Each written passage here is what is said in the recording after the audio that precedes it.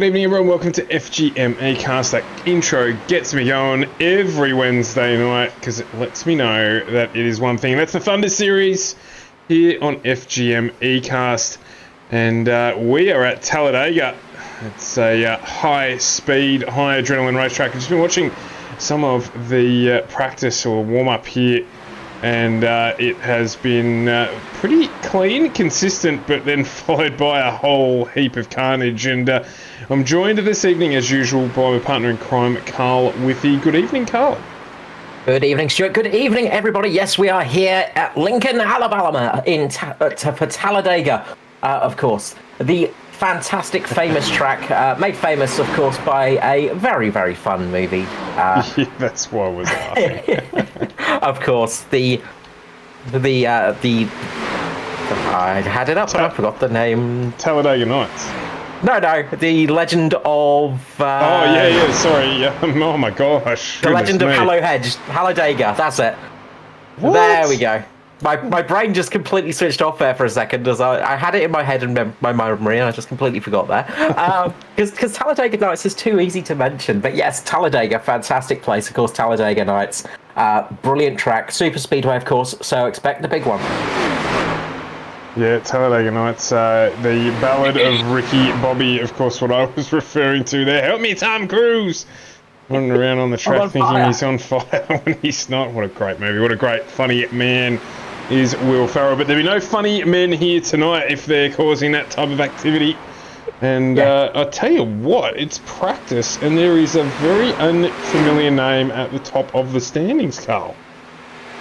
Well, this is the thing about Talladega, is it's all about the draft. Matty Hunter has got a fantastic pack at the moment and got himself right up to the top. Of course, series admin Matty Hunter up there, sitting at the top of the board. Almost broke into the 49s. So a 50 flat for Matty Hunter there. Just 6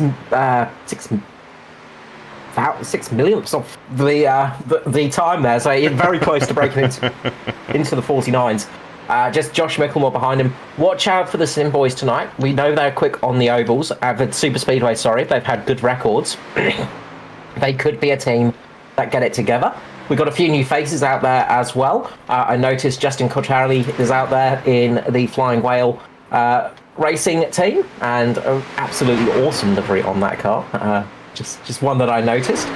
Thomas Martin is back with us as well. First season in ANZCAR, of course, he won at Daytona, so he's got some pedigree on the Super Speedway already. Can he repeat his Super Speedway luck, or will the Talladega curse bite him tonight?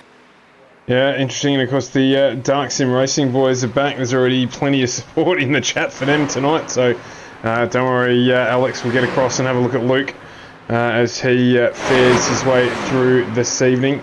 It's a crowded room tonight. We've got 38 in the server, which is great to see. Jacob Burke as well. Yeah, as I look back through, Daniel Beckinsale as well. So there's a few who we haven't seen for a little while, which is great to see on our Wednesday night series.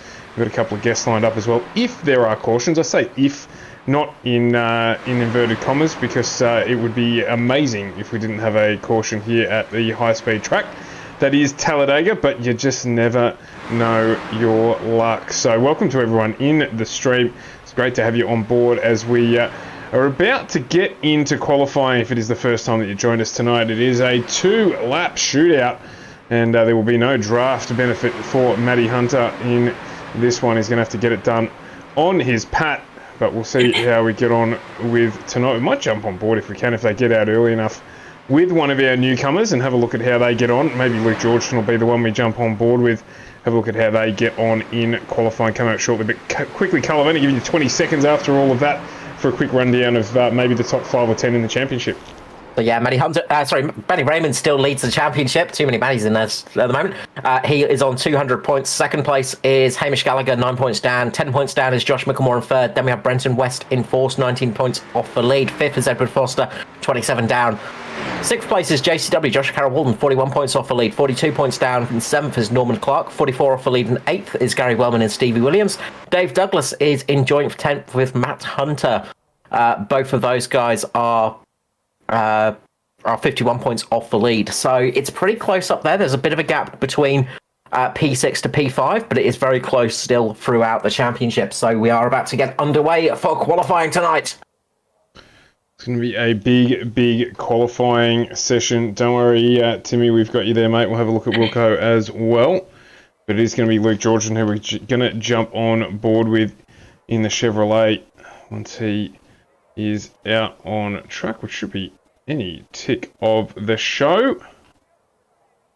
Just waiting there for it to tick over. Should be out on track right now. Where you gone? We got the camera bug early tonight. We have. I don't have Luke out on track at the moment myself, so he is not currently out there. So he might be waiting for the qualifying cloud to come over. He might be looking to run a little bit later on. Well, then it's Justin Cottrell, another new runner. We're going to have a look at Justin and how he gets on instead. Of course, he's on his first flying lap already. It'll take him that lap to get the beast wound up, and we'll jump on board with him for his second flying lap, which should be the faster of the two. Yeah, that's it. So it gives us a little bit of time to talk us around this big old track of Talladega, of course. Asphalt course, 2.6 miles long. That's 4.2 kilometres long, I think, off the top of my head. But I think I've got it up in front of me, haven't I? Yeah, 4.28 kilometres long.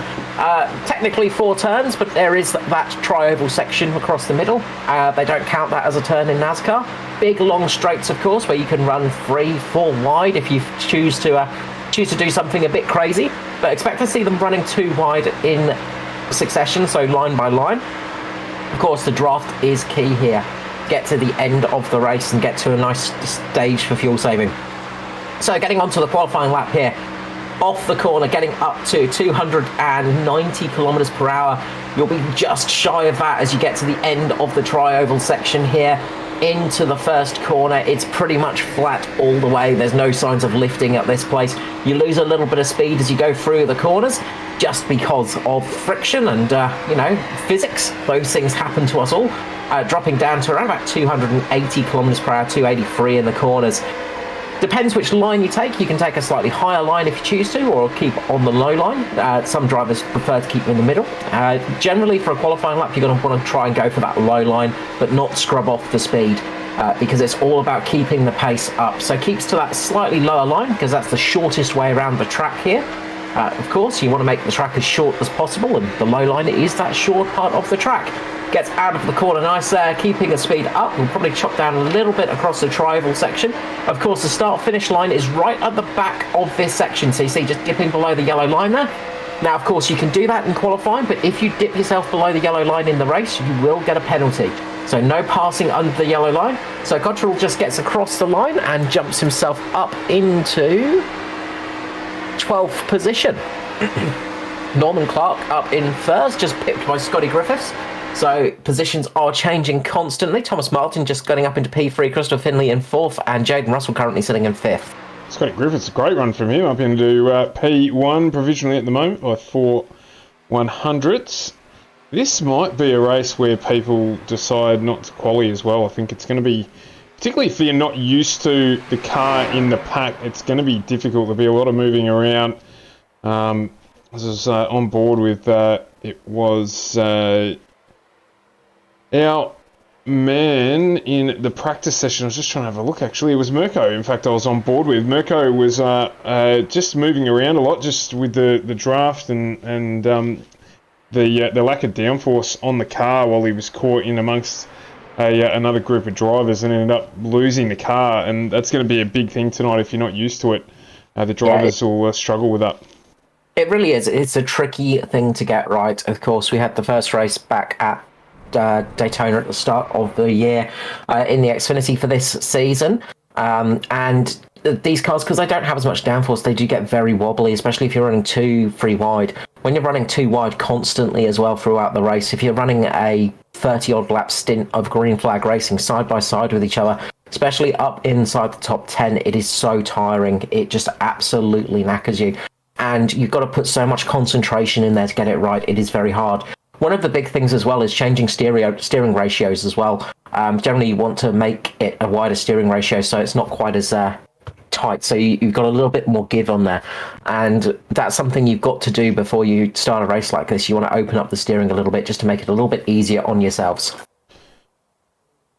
There you go. So we're going to bring the grid up here and have a look at it. Of course, we are in the 6th round of Season 2 of the ANZCAR Thunder Series on FGM eCars. Scotty Griffiths with his first pole position, so he's taken out the cap here with Norm Clark next to him. That's a great result for Norman Clark. He'll be absolutely wrapped with getting up on the front row of the grid for Natari Autosport there. Then Thomas Martin, Christopher Finlay off row 2 with Jaden Russell and Mickey Skurlock off row 3. Andrew Dyson, Damon Stockton off 4 with Josh Micklemore and Lachlan Capel running again tonight off row 5. Look out for that youngster. Edward Foster and Luke Georgeson off row 6. And as we flick over the page, when it gets there we go. Daniel Beckinsale, Hamish Gallagher off 7, Brenton West and Justin Cottrell off 8. Then we've got Troy Davison, Lachlan Urquhart off 9, with Gary Wellman and JCW rounding out our top 10 rows. Kate Donnelly, Stephen Williams off 11, with Danny G and Tim Weston off 12. Followed up by Ben Vickers and Mirko Dortnack off 13, Mick Taylor, Mitchell West off 14. Then it's Nathan Rollock, Noddy Tompkins off 15 with Aaron Dillon, Peter Wilkinson off 16, Tristan Cock, Jamie Nankervis off 17 with Dave Douglas, Matty Raymond, Mr. Sheen even off 18, and then Matt Hunter and Jacob Burke. Rounding out the 38 drivers for tonight. What a cracking turnout, and no surprise at all given the track that we are at. Yeah, really good result, and really nice to see Scotty Griffiths up there for Synergy. We've seen his teammates come in with some absolute wrecking balls and get some good results, and Scotty's been sitting there and thereabouts, just sort of mid-pack generally, but this is the first time we've seen him right up the front for pole position, so he's going to be very happy with that one. Really nice job from him. Good job from Norman Clark, as you said, up there, starting on the front of the pack, and that's generally a good place to start. Looks like Dyson's got an issue. Daiso there we go, just gets it underway. Yeah, Daiso just had an issue just trying to get away there. So Dyson having some technical issues there. So a slight technical issue there with a mechanical issue there for Daiso. So they've managed to get underway. So a couple of people just getting a few taps as well. I think Ben Vickers might have just got a bit of a tap. That's with Dave Douglas. Dave Douglas as well, yeah. So a few drivers getting a little bit of contact in the pack there. So I think Danny G might have also been caught up in a little bit of that, just because they were expecting to go and then all of a sudden everything goes stoppity-stop and you get caught out by it. But that's one of the things on a start like that, you have to really keep aware and really be careful. So, yeah, something I heard over the radio that was a technical issue for Daiso there, so something has definitely gone wrong somewhere along the line, and he couldn't call across the radio, so hopefully it's fixed up and it's not going to cause any more problems for the night. Sorry, excuse me. We've got one thing that is for sure tonight, and that is that you will not want to get any damage that will impact on your ability to run out the front of any pack. So. Yeah, look, damage is one of the things that you do not want. You do not want any aero damage on these cars, because it's just going to really kill your top end. You can slide in behind somebody and still use the draft, of course, to make advantage of it. So that's quite useful. But if you get caught out on your own, that's it. It is night over often. Pace car is coming in, so Scotty Griffiths is going to lead us away for the first time in the JK Signs number 5 car for Synergy Racing Team. Away he goes, and it's a long way to the start-finish line, as I said, so we've just got to get to there. The green flag will drop shortly for the Talladega round of the Wednesday Night Thunder Series here on FGM eCast. And there's an unusual front row for us. Scott Griffiths, Norman Clark are going to get away here. We've got quite a wide start. Good start from everyone. You can see there, just nice and neat as we need to be here as they build up the speed and get this one underway. Scotty Griffiths low line, Norman Clark on the high line for those of you unfamiliar with those two vehicles. Then it's Thomas Martin as well up the front. Luke Georgeson around. We've got an incident. Luke Georgeson getting caught up with big accident. We have got the big one already. That did not take long. Daniel Beckinsale, I think, was maybe involved in that one. Yeah, I think possibly Daniel Beckinsale just behind him. So Georgeson just did not see Beckinsale on the inside. He's just gone down a little bit too soon. I'd say that he's been told it's all clear by his spotter, and then all of a sudden he's gone down, turned down on the 919 of Daniel Beckinsale. Beckinsale's luckily, well, he almost got away with it, but then got hit again, and then a big accident, a huge accident from the back. Lots of cars caught up in that. A couple of the SRM cars really badly damaged. Nathan Rollock, Matty Ray miraculously getting through unscathed, but Noddy Tompkins, Mick Taylor, all getting caught up in that as well, I believe.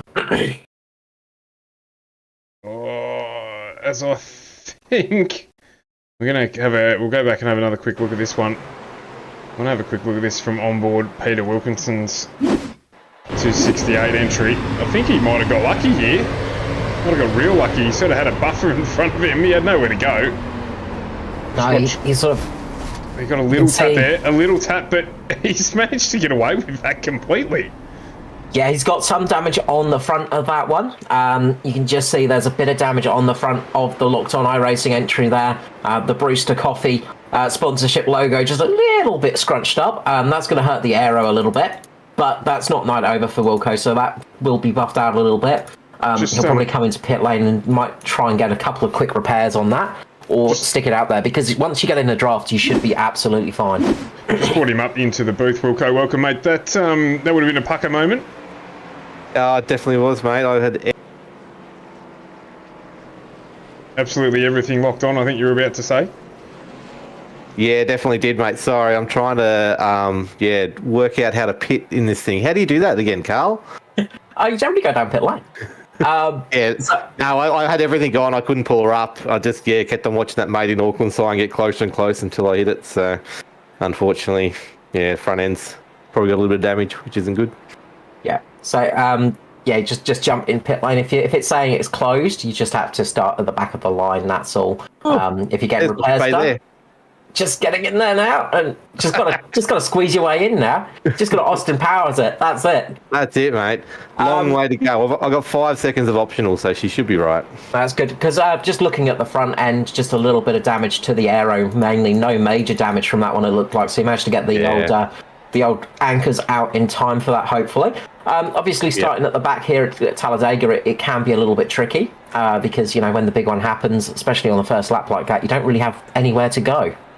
No, exactly right. I thought I was safe. I thought all the damage was down low, but unfortunately Luke, just came up a little bit. Apparently got the all clear from his spotter, and just came up but wasn't all clear. So just made things a little bit worse. But that's okay. It all happens. It's long race to go. This is all about speed now, and not crashing anymore. That's it. Well, we'd assumed that that was the case. We'll just quickly give us a quick rundown of what's going on in the world of Locked On, please.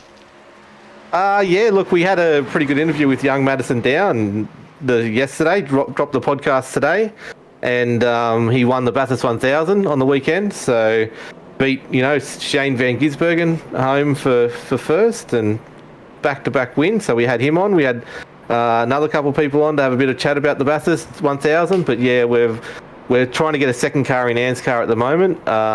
We've got Tim Corn hopefully coming on, and we're just trying to work out what the future holds for us at the moment. We've got a lot more ideas for the podcast. We've got a lot more ideas for maybe some leagues or some things like that going. So we just cruising along, enjoying it. We're apparently big in Turkey as well, so I assume that's Carl who's getting us up in the charts in Turkey. Absolutely. So thanks for that, mate. No, very good. If you're interested, Locked On lads, just about everything to do with iRacing, car racing, but gaming in general, and a good general community as well. So jump onto their Discord. Wilco, thanks for your time, mate. We'll drop you back where you were. Let you get ready for this one to get back underway. Excellent. Thank you, legends. So there you go, Locked On lads. They do have a Discord, they've got a Facebook page, but jump on the podcast, probably the biggest way to give them some support. A really, really good place to hear about grassroots iRacing and the drivers and what have you that are involved in it. And encouraging Carl to hear they're trying to get a second car up into this series as well. Yeah, it's good news to hear. Obviously, good to see more drivers in there as well. And look, it's a good place as well if you need to catch up on the weekly goings on, especially of a few of the different series, they have a rundown of all the different stuff going on. So it's a really good place to get news and results and things like that. Locked On iRacing on Locked On Lads. And yeah, as you say, really good community as well. They've got a really good Discord community and lots of fun gaming. But we are doubling up here. Pace car lights have gone out. We will be going back to green flag racing here at Talladega. Few cars already got some damage. But that is the nature of Talladega, of course. It is a place where you will get lucky or you will have the curse strike you and things will go wrong very quickly. Yeah, absolutely. Look at the grid there forming up. Looking very, very sharp. I don't think we've lost anyone. Oh, in fact, Mick Taylor, the only one we've lost off the lead lap. We've got 3 cars in pit lane getting repairs. Daniel Beckinsale, Tim Weston and Aaron Dillon, one would suggest they are all out of this race. But Mick Taylor is 1 lap down. He will most likely get that lap down, you would think, given the state of play here at Talladega. So we'll wait and see on that one. But still not too much change at the front. Tom Martin up on the high line now. He's up 1 spot on Norm Clark, who dropped. He's now behind Scotty Griffiths. So Jaden Russell, Christopher Finlay swapping positions as well. Other than that, pretty much status quo. Biggest move of the night, Mitchell West up 10 positions. Matty Ray, Matty Hunter up 12 each. So a little way back down the field. So they benefited from that incident. So let's see how this one plays out. The pace car pulls down into the low line. Get ready to duck off into the pits. And it will be Carl Whiffy taking you away after our first caution here on FGME Cars ANZCAR Thunder Series. Let's get this one back underway. So got Thomas Martin on the outside. As we said, watch out for Thomas Martin. He's already got a win on a super speedway this season in the Xfinity cars. Will he be able to get the double done? He's going to try his best. Scotty Griffiths is going to try and get away as the green flag will be dropping very shortly here for Talladega. We've got 64 laps remaining and it is green. Away we go. Griffiths gets a good start on that low line. Breaks a little bit of a gap from Norman Clark. Just got to be a bit careful doing that because you'll find some people trying to drop it in there. Jaden Russell already trying to get up there with his teammate. You can see the Synergy Racing team have got some cars up there trying to work it up there so they can actually get in a line. Obviously, if you can get your teammates next to you, it makes life a lot easier. Much cleaner start through the first corner this time round. Cars trying to get on that low line already. It looks like people want to be running the low line rather than the high line. It is quite warm out there, track temperature of 34 degrees, so you do have to watch out a little bit of that right side, getting a little bit hot, and it can do that on the high side occasionally. So you might see some drivers wanting to run that low line more than the high line tonight. But it does look like that low line does have a little bit more speed. See that from Norman Clark. Scott Griffiths getting a good restart there, still leading the race. High line is starting to work its way up a little bit now. Mickey Skurlock just jumping in behind Jaden Russell, seeing what he can do about this one. But there are cars moving all around at the back, just trying to work out which line to go for. And people are trying to decide who they want to follow tonight, and that is the big one. Is you just need to work out who you want to follow tonight, who you want to get close to, and who you want to work with. So is it a situation here, Carl, of wanting to lead or wanting to follow? Follow. Very much wanting to follow. I mean, racing drivers always want to lead, but if this goes green for a long period, you want to be behind somebody because you're going to save fuel. They don't have enough fuel to get to the end, unless we get a lot of cautions, and I mean a lot of cautions. So in that circumstance, you're going to want to be about 2 or 3 cars behind so you can save as much fuel as possible. When you're sitting a few cars behind, it means you're not sitting on full throttle. Somebody like Scotty Griffiths right now will have his foot right to the floor. He will be sitting on full throttle, where somebody like Christopher Finlay sat back behind Norman Clark and Scotty Griffiths will be sitting on about 3/4 throttle. So he'll be able to save a little bit of fuel there. And the only thing you got to worry about sitting behind another car is just the engine temperature. We have got cars going a bit free wide, a little bit further back, as we see a few drivers trying to work their way through the field. Lachlan Capel with Justin Cortelli and Brenton West as well. So there are a few cars trying their best to work their way up there. Jamie Naknaveris just having a bit of a moment, manages to save it though. In that very pretty liveried car, reminds me of the old JCW livery, the Monster Energy butterfly livery there of the number 8 of Jamie Naknaveris, just getting a little bit low, just actually caught the yellow line and got on the apron a little bit, but managed to save the car. But up front, the high line is starting to work their way up there now. Yeah, so Scotty Griffiths and Thomas Martin just leading each of the respective lines at the moment. And the ANZCAR marching 2 by 2 behind them. Good to see Andrew Dyson's clearly got those technical issues sorted out as he is running the gauntlet now in that low line. Chances of us seeing a third line develop, Carl, what do you reckon? This early on, it would be a bit of a bit extreme to try it this early on. You generally, that's something you want to do towards the end of the race if you really, really want to go for it. Just noticed Brenton West just getting a little bit out of shape out of the corner. I think he's just getting a little bit of air on the car. A few of those drivers that will have had just minor damage will have to watch out for the temperature on the cars now, because you can damage your radiator a little bit. If you've got a little bit of damage to the radiators, running it in a pack like this is not good for the car because it does overheat quite quickly. You're getting all that exhaust gas coming from the car in front of you, and that is very hot air going into a hot engine, which cars do not like. In preparation, of course, as well for what we've got coming up with the chase, because we're here in a week. Yes, of course, Las Vegas tomorrow night for the chase, and then we will be at Talladega the week after that, of course, because the iRacing servers were busy raining on our parade, and so we had to call off the Cup race and just postpone it for a week. Highline's got a good run out of the corner this time, though. The Highline's actually getting a really good run at the moment with Thomas Martin getting a very good charge up the front. He might even slide down in front of Scotty Griffiths at some stage. He's just got to try and keep Jaden Russell and Scotty Griffiths apart. Those two need to be watching out.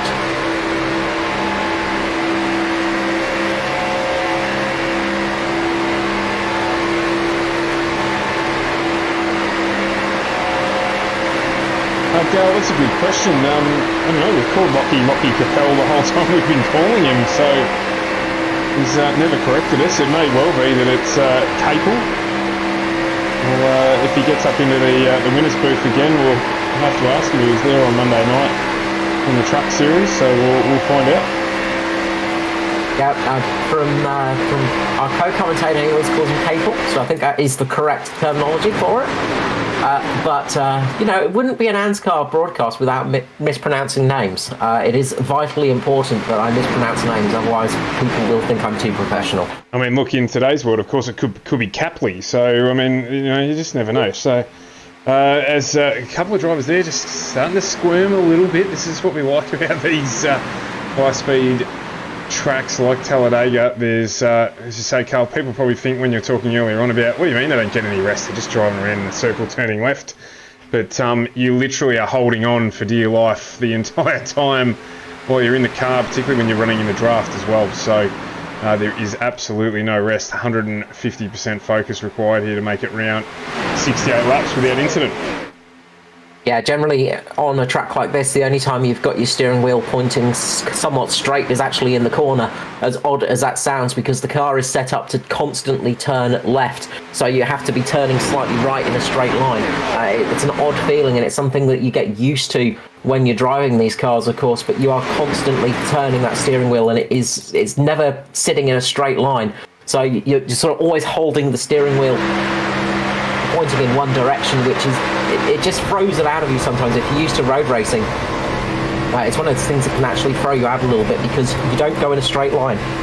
We jumped on board here with Norm Clark, and you see exactly what Carl's talking about there. We're driving down on the almost on the flat, but you can see that wheel there probably at around about 30 degrees, verging towards sort of 40 degrees. So always on it, and that's reflected in car as well. So it's sort of reflected with the driver driving with the steering wheel in their sim. So they equally are always holding left hand down. Some of the drivers end up leaning into that left, as you see a little bit of a move up there from Scotty Griffith. Not intentional, I don't believe. Yeah, I think he just got a little bit loose out the corner there. Running as they are at the moment, he might just be getting a little bit warm on that right front and just getting a little bit loose. The car just gets that little bit, you just get that little bit of runaway on the car as you get out the corners sometimes. Generally, it's worse as you go through this tri-oval section here. So this section here, what we call the tri-oval. It's not a straight across the front here. But yes, it is just getting that part right. And sometimes you just get that tyre a little bit warm, and it does cause the car just to wander a little bit more than you would expect. Just had confirmation there from Mark. I believe Mark is Lockie's father, so welcome to the stream, Mark, and it is capable. So we finally got one right, Carl. We will make sure to get that one. What do they say? A broken clock is right twice a day. Yeah, that's it. Eventually we're right. Of course, Computer Technology Corporation, the sponsorship on Capel's car. And yeah, good to see that one there. So, and it's good to see Lachlan actually here tonight as well on the ovals. So, I think this is the first time we've seen him on the oval, because last couple of times it's been on the road courses, hasn't it? Yeah, but I mean, wow. Yes, he's a bit Andrew Dyson in that respect, which is certainly very capable on the circuit, and good to see him test himself out here on the oval. I know he's been working a bit with Scotty Rankin and that as well, so maybe that's where this has come from, and good to see him out here. Yeah, very much so. Skirley just getting a little bit of a look on that inside, just trying to get a bit of a peek as well, because one of the other things as well is you don't really see it when you're looking from the camera views, is when you're actually racing, you're only seeing what's in front of you. Of course, it's not like you can't sit there in third-person view. You can't sit behind the car. You are sitting looking out of the helmet effectively. You can only see in front of you in these cars. Some drivers will be using VR. Dave Douglas, for instance, he drives in VR. Some drivers will be driving with a single monitor. Some drivers will be driving with a triple monitor. And that depends on your field of vision. Some drivers will not have a huge amount of vision to their side, and they rely on their spotters, who you have basically an AI system that just lets you know if there's a car inside or outside, and they rely heavily on that. Or you've got drivers with multiple monitors, or say VR, where you can actually look and see what's going on, but you still rely on those spotters to let you know when a car is high and low, because that you can't really see to the side of the vehicles in these things as they're going around. And that accident that we saw on the first lap, that was very much a spotter just getting it wrong. So it's very easy to happen, and look, it is a very tricky thing to do. As we said, it is a constant battle when you're driving these cars, and it is an endurance test as well. Yeah, absolutely. I run VR, and I can tell you I prefer to run triple monitors in this setup, because the vision in VR is not as good peripherally, and you need every little bit you can get when you're running in these, and the triple monitors certainly help you with that setup. But as Carl said, it's very, very difficult to see anything other than the Thomas car right Martin in front. slides down in front and gets the lead of this race. What will Scotty Griffiths do? Will he try and back up a little bit? Will we see Jaden Russell try and slide down in front of his teammate now as they try and organise themselves? They're running too wide at the moment, the two Synergy cars. They're going to try and get in with each other. Michael Skurlock is doing his best so that can't happen. Skurlock is pushing Jaden Russell as hard as he can, so he can't link up with his teammate Scotty Griffiths at the moment. You can see right now they are side by side as they get across the line. Thomas Martin leads a lap here. Once again, Thomas Martin leading a lap at a super speedway as Rocky. Noddy Tompkins, I think that might have been in the SRM car, just getting a lap down. Quite a lot of damage on the front of that vehicle, and you can see the closing speed there when you're not in the draft. Mick Taylor, that was. Yeah, Mick Taylor missing the whole front end of that car. When you're not in the draft, you can see the closing speeds there. It is immensely quick. Good job from Mick, keeping nice and high there, out of the way of everybody, and just sliding in. He's just going to try and link up to the back of his teammates towards the back of the pack and see if he can help push them along a little bit. But it is between Martin and Jaden Russell at the moment. Jaden Russell is going to try his best to link up with his teammate. You can see Scotty Griffiths getting down the inside of Thomas Martin, trying to make the move. There it is.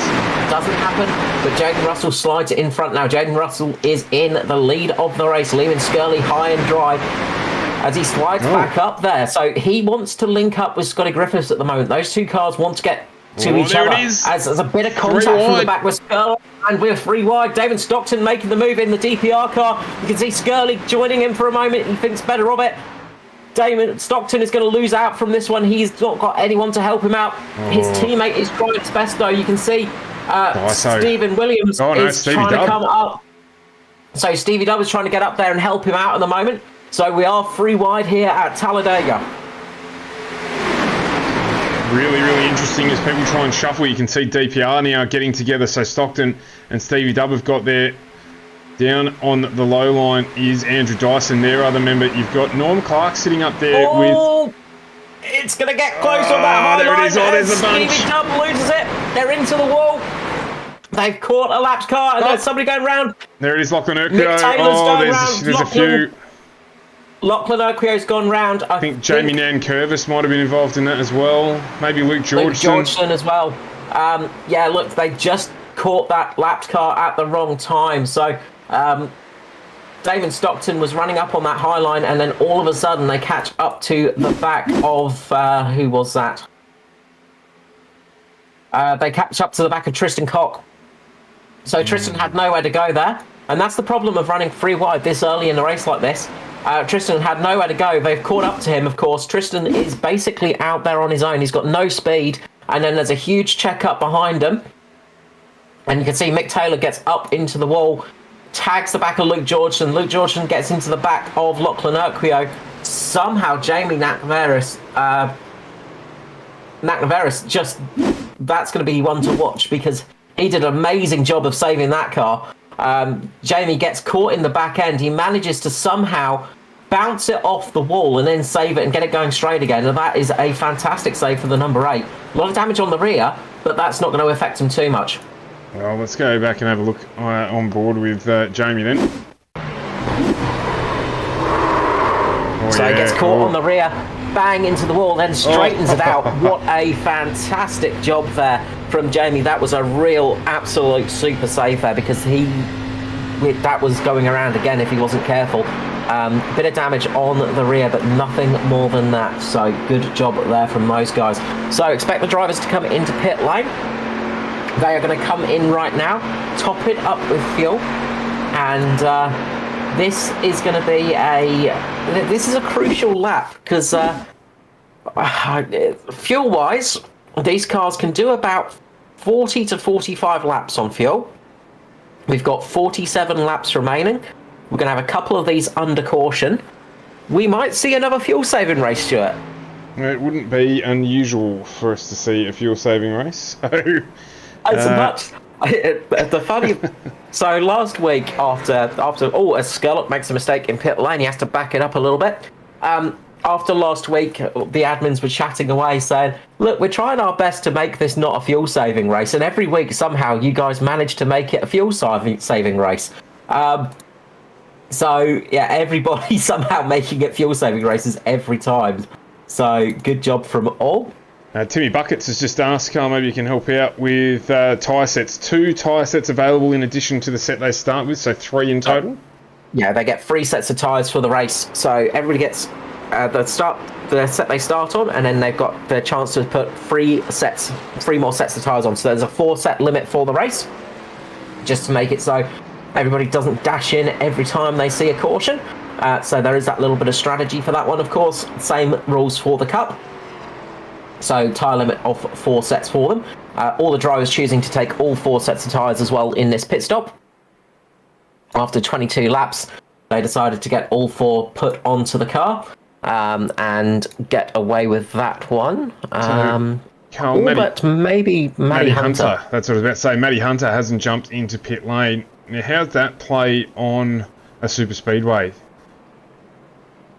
He's going to be hoping for a late caution right here.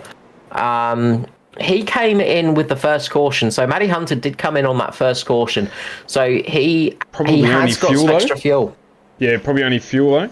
Yep. He certainly wouldn't have done tyres. So no, in terms of tyre life, how's that going to play out on the super speedway? It's not going to be too bad. Tyres aren't a thing that drop off too badly here. Right. It's not like a short track where your tyres absolutely fall off a cliff. Here, it's more about being caught up in the draft. So what will happen is if Matty Hunter gets passed by a couple of cars, he can just sit on the rear of them. Of course, fresher tyres are generally better because, you might just find that those tyres do start to heat up a little bit, although I think he's coming into pit lane now. I was going to say, now he's just blown the conversation out of the water by pulling into pit lane. But you can absolutely start on worn tyres and not have too much of an issue. You have to be careful of spinning up the rear tyres, of course, but you would probably find it will be problematic. I was just going to say, jump on board with Scotty Griffiths just quickly and take a listen to this.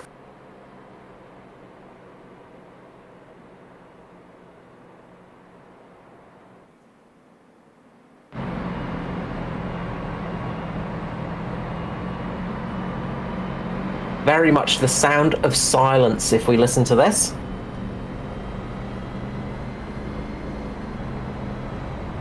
So himself and his teammate are both very much clutching it and not revving at all.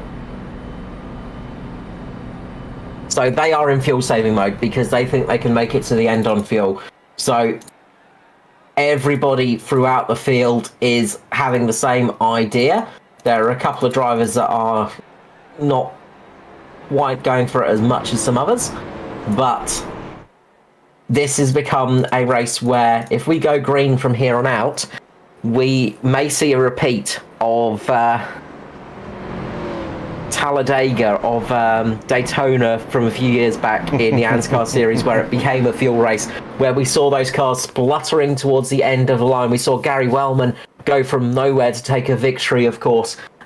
It could become one of those races. Look who's worked his way up there as well, just quietly working his way up. Josh Micklemore in the 31 Mitch Motorsport entry, just sneaking his way through the field. Andrew Dyson as well up there, sitting well.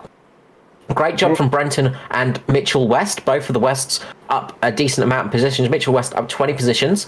Brenton West up 11 positions, so they're the big gainers at the moment. Matty Ray up 17 positions as well, so keep an eye out for him later on in this race. But they are starting to form up 2 by 2, and they are going to be thinking about fuel saving for this one. It's going to be a thing of nobody's going to want to lead this race. The only advantage here is that you've got 2 teammates on the front of the starting, or the restart I should say. So Russell and Griffiths, you expect them to form a line, and they will work together on that low line to try and potentially preserve fuel. Have some sort of strategy there between Russell and Griffiths to do that.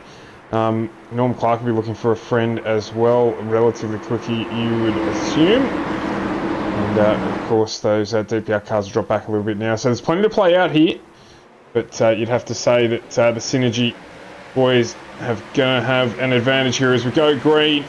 And is Russell and Griffiths take us away?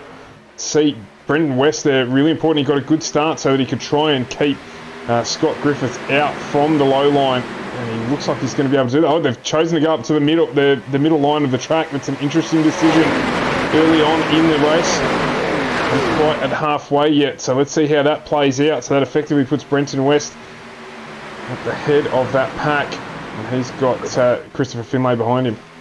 Yeah, Christopher Finlay there, and then it is Andrew Dyson as well, and then we've got Timothy West as well, Tim West as well back there just behind Dyso. So there are a few trying to work it out with each other.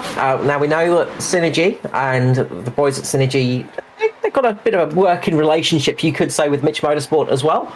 Of course, Josh Micklemore, one of the drivers that helped bring a few of them drivers over to the series. So Josh Micklemore might be trying to get past Norman Clark to link up with Russell and Griffiths here, because he might have some friends to work with to help him towards the end of this race. But it's going to be the thing of leading is not the exact position you want to be in.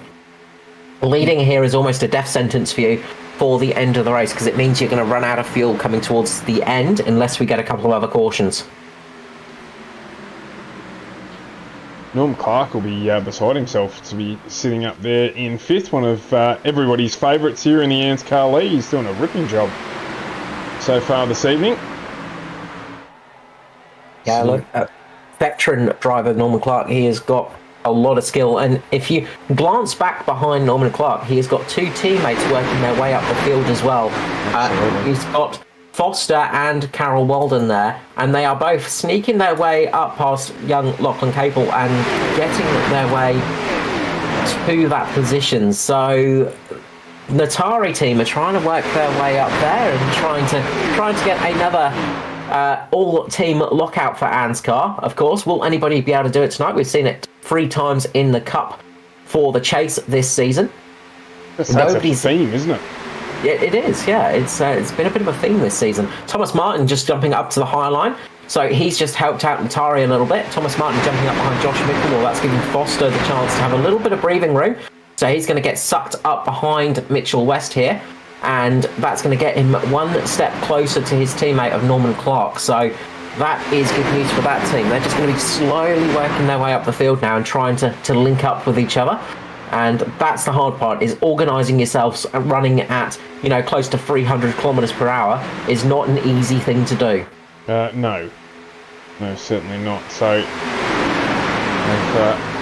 they've just gradually edged their way into the position they want to be in. It's all about the long game here, the eye on the prize at the end, where you are in 27 laps in, I should say, almost inconsequential to where you'll finish at the end of the race. As you've just seen there, Russell's Russell, my apologies, Griffiths there, just keeps breaking a little loose in the number 5 entry. And I think whether or not that car is because he's just ducking. Just see, he's getting his nose just outside the back of the 28 there, and just catching the air, and that's probably unsettling the car a little bit. Just pulling him up and down the track. He's getting a little bit of side draft as well. Of course, one of the things you get is when you're getting through the corner, of course, you get that side draft coming on because it's a left-handed corner. The air goes to the right-hand side and goes up the track almost, and it sort of makes a bit of a slipstream effect that way. And you can find it just makes the front of the car get a little bit loose, and that's why you see them wibbling and wobbling across the track a little bit. And it's because you sort of get the air lifting off the nose of the car, and these things don't have a huge amount of aero, they don't have a huge amount of downforce, but they have enough to make a difference. When you have a car chop in front of you, or when something changes all of a sudden, you feel it very quickly. That was the end of my race. For my one race here in the Xfinity Series this year. There was a slight movement in front of me, and the front end just got really loose all of a sudden, and around my car went. And it's very easy to have done. You've really got to be on it constantly. It is such a hard thing to do, and it just catches you out sometimes. You've just constantly got to be catching that car. It's almost. It's a little bit like driving in the wet, I would liken it to, in the fact that you never know how it's going to be. Every corner's different. Every time you go into a corner, you can't get into a rhythm because it's always slightly different. You get hit by a slightly different bit of wind. You might have a change of direction of the wind as well, and that can affect the way the car balance works as well. Or you might have the car below you sitting in a slightly different line than it was for the few laps beforehand, and then all of a sudden the car feels completely different going into the corner, and you have a massive wreck. So that's sort of generally why you see those cars wobbling a lot, because something's just changed along the way. Of course, iRacing does have dynamic weather, of course, so the wind does change direction, the wind speeds up and slows down. So those things can catch you out. And as I said, if a car takes a slightly different line, that can also affect the way the aerodynamics works from behind it too. As we all know what happens when the wind changes, so can equally affect a race car.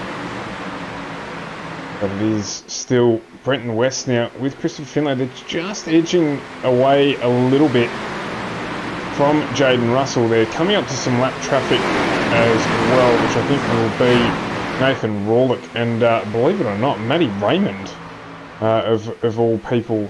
Actually, I may have that wrong. My apologies. I think that may actually be Mick Taylor. Yeah, Mick Taylor. Yeah. Luke Georgeson and Nick Taylor. Luke Georgeson and Nick Taylor there. So that's generally why you don't want to run free wide too early at Daytona, Talladega, any super speedway, because those lapped cars need somewhere to actually get out of the way, and that high line is generally where they will go. And that's why we saw that second accident, is because that high line was starting to form up, and then all of a sudden you get a lapped car coming up. Those guys are going to be going around about 10, 15 kilometers per hour slower than you, and that makes a huge difference, and all of a sudden you have a huge checkup, and then the inevitable happens. I was going to say before that happened that the dropping back of that high line was going to help out Natari a lot, because it just gave the option for Norman Clark to try and actually get in with his teammates. So if that high line drops back another couple of car lengths, it gives Natari the option to actually slide in and have all three of their bullets chambered in their guns, so that they can get ready to actually attack with those cars and actually link them up as well. So that would be good news for that team. It's all about getting the teammates together now, and that's one of the tricky things. So you've got a few different teams running up there. You've got Brenton West, of course, his teammate and brother, I think, or father, it's one of the two, Mitchell West, in the white and green version of that car, the 130. So those two will want to try and get linked up to work together. And then you've got Sim Boys, who are very spread out at the moment, because you've got Christopher Finley up there in sort of P3, P4. He's second in line on that low line. And then it's all the way back. Troy Davidson is the next driver in that line in 13th position. So they've got to try and link themselves up together with each other. So it's looking good for Synergy at the moment, because they've got their two cars linked up with each other at the moment. DPR are sort of, they're pretty spread out as well. And SRM are actually in a fairly decent position at the back of the pack with Maddie Ray, Hamish Gallagher and Danny G. So they're sort of working with the Mitch boys right at the back of the pack. They're just sitting there, not using too much fuel, just waiting to see what happens. They're just sitting behind Stevie Dubb and Dave Douglas as well, sort of in their own little pack, waiting to see what happens with the front pack, just keeping their noses clean. So we'll see how that one turns out as we're getting past another lapped car, Tristan Koch there. So Tristan Koch's just getting past on the high, he's up on the high side once more. And that unsettles the pack once again, because you're going three wide. So you'll see the cars just dancing around a little bit. All of a sudden the cars get loose, and especially if you're sitting in that middle line, you get your spotter telling you that you're three wide, and that can be a little bit unsettling. Yeah, most certainly it can be, particularly at 300 kilometres an hour. It's funny. You forget about the speed that you're doing sometimes when you're racing like this. You're going along, you're just cruising along, and especially if it's been a nice long sort of stint where you're not racing too hard with each other and you just sort of gotten into a rhythm. You forget that you're going at 300 kilometers per hour, and then all of a sudden you get that call on the radio, free wide, and you look down, you're 300 kilometers per hour, and then all of a sudden the car gets really loose, the back end steps out, the front gets light, and you're just going, oh crap, I didn't realise this was happening. And that's where the old puckering up starts happening. Absolutely, the old prisoner's nightmare. There's that gap there, it just... Little bit loose just for Cottrell there. Justin Cottrell and Michael Skurlock just had a little tiny moment. The Flying Whale Poo Racing Team, by its full name. I must say, I absolutely adore that paint scheme and the logo on front of Cottrell. The very, very cool little thing. But he just got very loose. It looks like he's just having a little bit of balance issue in that mid-pack. He's just next to Skirley in the My Little Skirley car, as we see down the inside goes David Stockton going free wide again. Stockton gets into Cottrell, and big accident. We have got another big one. That was an aggressive move there, and it has caused the big one. Yeah, look, Joshua Carroll-Walden just got extremely lucky there. Absolutely. I tell you, a good place to observe that from would be the right rear of JCW's car, because that was a very hairy moment there for him. But you can see, unfortunately, Cottrell with nowhere to go. Stockton just running right down the inside there, getting caught up with that one. And Cottrell just sort of got caught up with that one, and boom, it's Troy Davidson. So look at that. It's over the back of Noddy Tompkins' car. He got lucky as well. Almost got wrecked in that event, but there are a number of drivers caught up in that.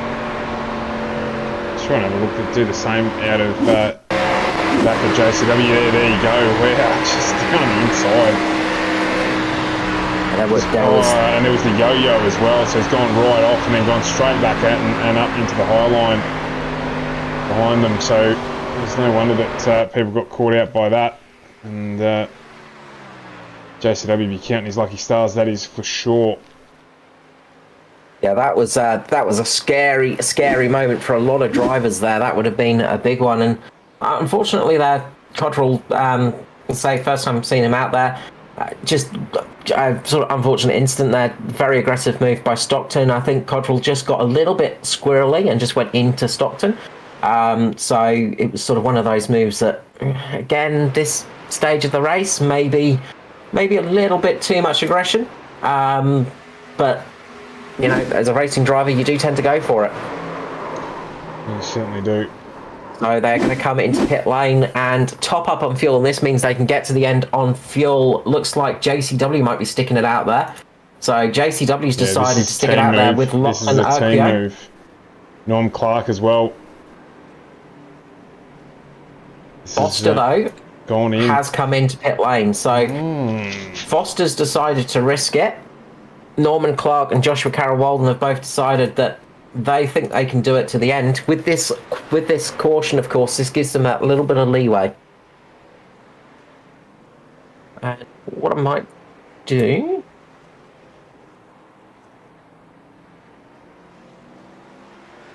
is we might just grab up the 83 of Matty Ray quickly.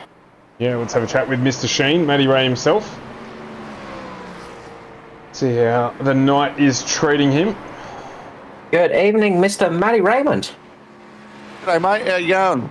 Good, thank you. I was just waiting for a decent spot to grab you up quickly so we didn't surprise you too much. Very close there. We saw Noddy, I imagine, was a bit scared of that one on the old radio, I imagine. Yeah, yep. Yeah, you got a bit excited, you could say. Very, very, very close incident there. We saw you guys running towards the back a little bit more. Are you just trying to keep out of trouble tonight? Yeah, that was the original plan, but the other three lads got caught up in the first wreck, so that sort of threw that plan out the window. So now I'm just chilling a bit, waiting for the right time, and then I might start trying to get the elbows out a bit and go towards the front. Obviously get back to go time. I mean, being that you're currently leading championship as well at the moment, does that make any difference for you, or are you just not thinking about that aspect?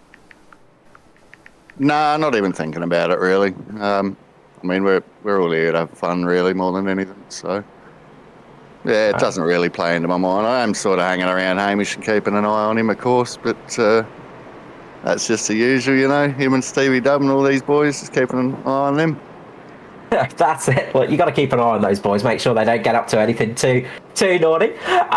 Look, good luck for the rest of the race, Matty. Thanks for coming up to the booth, and we will hopefully catch you later on. Cheers, boys. Ta. Matty Ray there for the SRM team. Nice to have a chat to him. Obviously, for his teammates, Mick Taylor, Nathan Rollock and Noddy Tompkin both all getting caught up a little bit. Noddy just getting very lucky not to get completely taken out in that one earlier on. Yeah, absolutely. Got very, very lucky.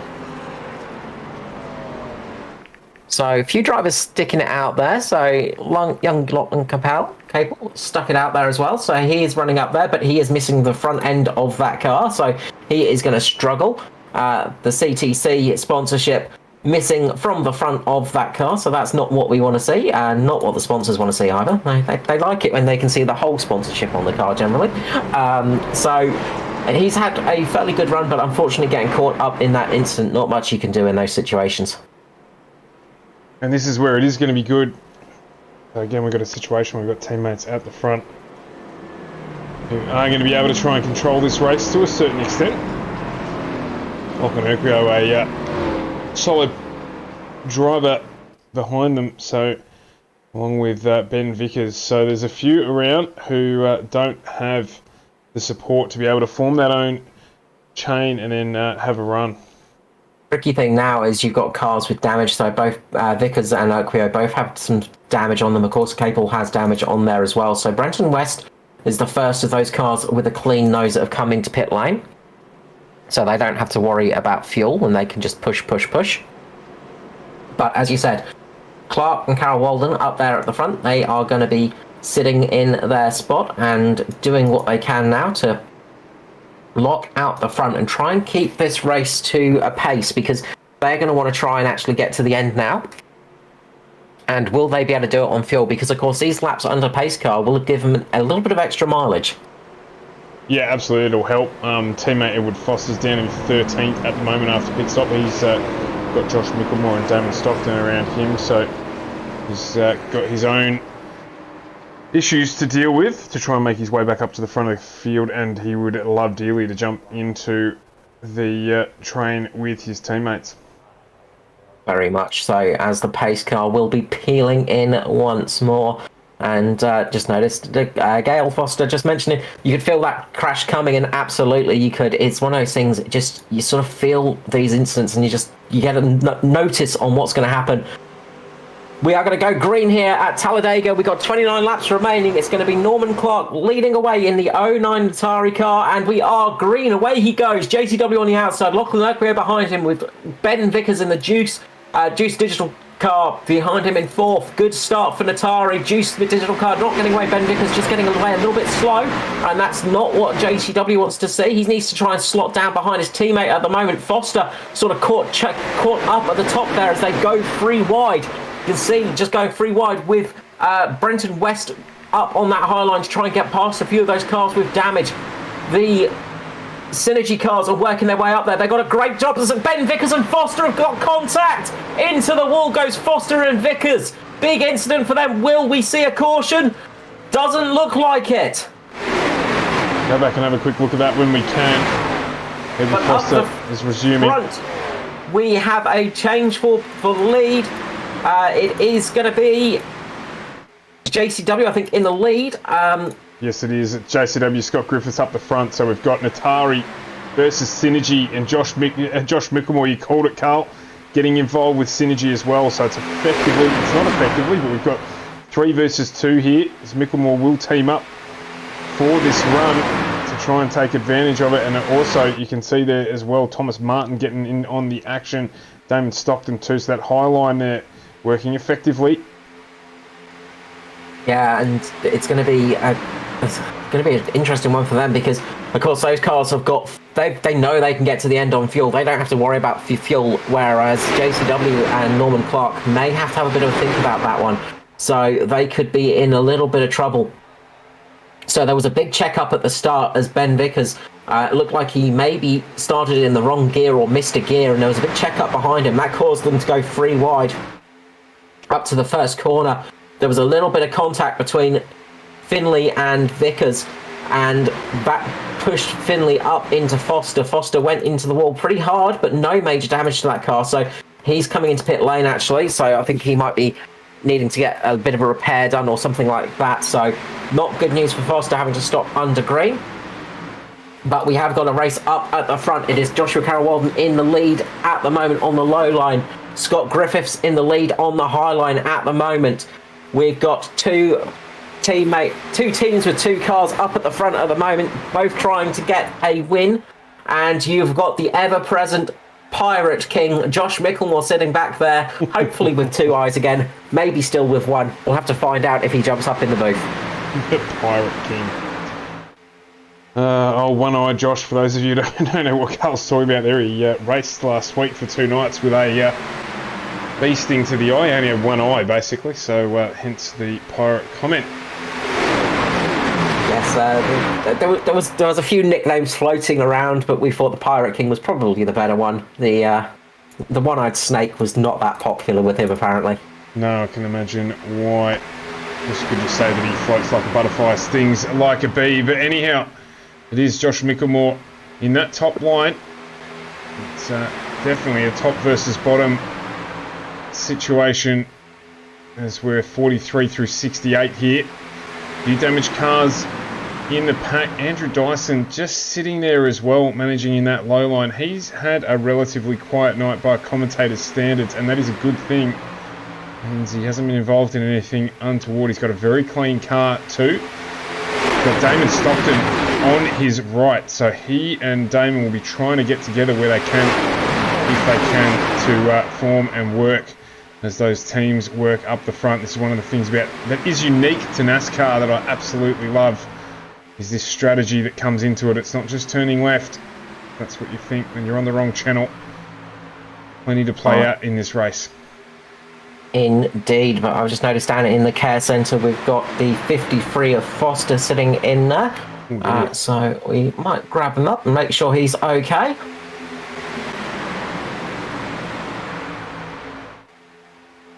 Hold on to your ears, people. Edward Foster, unfortunate there. Looked like you just got squeezed. Just looked like there was a little bit of a check-up in front of you there, and then the bad things started to roll on from then. Yeah, driving a straight line's pretty hard, isn't it, when the track's really wide? It's a really difficult thing, especially if you've got other cars kind of next to you. It's, you know, you got to go straight and everything. It's hard. Yes. Obviously, not too impressed with that incident then. No, not really. I mean, there's a massive checkup in front for what reason, I don't know. I mean, all you have to do around here is hold the throttle down and turn. And for some reason, there was a massive checkup in front. Pulled out to the high line, was up there behind Dyson, and was just waiting to clear the two guys beneath me before we were able to get clear and go again. And yeah, that's when we decided that a zigzag would be the preferred line, and we'll just go from there. So unfortunate, but we'll have to go back out there and try and get the points we can get. Look, sad to hear that one. Just a quick one on your teammates, JCW and Norman Clark out there, of course, not stopping for fuel. Are they going to be able to make it, do you think, or is it going to be a touch and go? If I thought we could make it, I wouldn't have stopped. Okie dokie. Cheers, Ed. Look, hopefully it goes better next time out for you. Yeah, I'm sure it will, mate. Once we get to the tracks that actually require driving, rather than just running at half throttle in a line, we'll be all right. Cheers, Ed. Scott Griffiths there just gets down in front of Joshua Carroll Warden. Sorry, Carl, that was, of course, the godfather himself, Edward Foster, just coming on, not impressed, as you would expect. Two teammates now running up in front, but they have succumbed to Scott Griffiths, who is now on that low line, and he is bumper to bumper with Joshua Carroll Warden behind him. Probably not a bad thing for JCW and Norman Clark, in all honesty, because this is just going to help with their fuel mileage a little bit now. So this gives them the chance to have that run off the corner, and probably the one that will gain best from this is going to be somebody like Norman Clark, because he's going to get that nice toe from the corner. He could actually get a really good run. Watch out for Thomas Martin as well.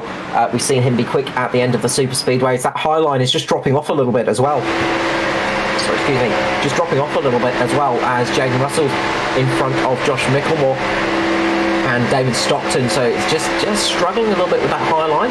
You can see JCW just absolutely hustling Scotty Griffiths along, because Scotty Griffiths wants to try and slow this race down a little bit so he can get it in linked with his teammate Jaden Russell, and JCW is just bump drafting him, absolutely nudging him along with his nose, just completely saying, look, no, this low line is going at this speed. If you want to come down here, mate, you're going to have to go at this speed. Otherwise, get out of my way and keep going on that high line.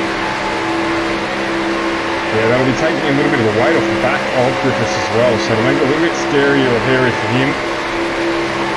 So he has to consider what he does here. You can just see there on the right of your shot as Jaden Russell starts to pull along beside him. JCW will be very aware of this experienced campaigner, just making sure that he does not allow Jaden Russell to get down on this inside line.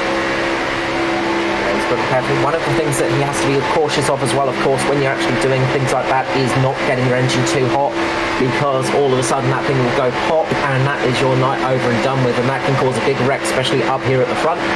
When an engine blows, the car tends to go a lot slower, a lot quicker, and that can cause a big accident. Luckily, of course, there is no oil modelled into iRacing, so we don't have a nice oily track after an engine goes pop, but it still causes trouble.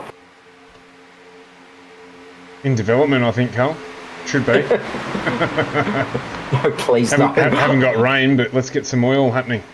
I do not want to see concrete, dust and oil on tracks. I can deal with rain, oil, nope. Dave Douglas getting a good run with Skirley at the moment at the back as well. Those two are trying to work their way through the field, just on the back of Middle West as well. So there are a few different drivers just getting a bit racy now. We've got 19 laps remaining, so we are getting to the tail end of this race. So a few people just getting a little bit racy, working their way through the field and just starting to think about the end of this race now, just trying to work out how they're going to do it, where they want to go, and where they want to be sitting for the closing stages of this race. Oh, around goes Griffiths!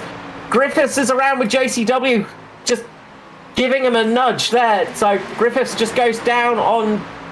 Griffiths just gets a little bit high there, gets caught by JCW, and that spins Griffiths round. The 5 is round. JCW is going to drop to the back of the pack. We're still green flag racing, no caution. No caution. No caution. No caution. So that's going to put Jaden Russell in the lead of the race with Josh Micklemore in second. Norman Clark's just going to be sitting behind him. It's got the replay on screen now. Go back quickly and have a look at it from the perspective as well of Joshua Carroll Walden. Let's do that now. So it looks like we'll have to go back again. Just missed the start of that there. Sorry, everyone. We'll just have another quick look. So it looks like Griffiths has gone up a little bit and then tried to come back down the line, and just the spotters just not let him know that there was a car on the inside, and that gets caught on the front of JCW's nose. JCW not giving the room because that line is your line.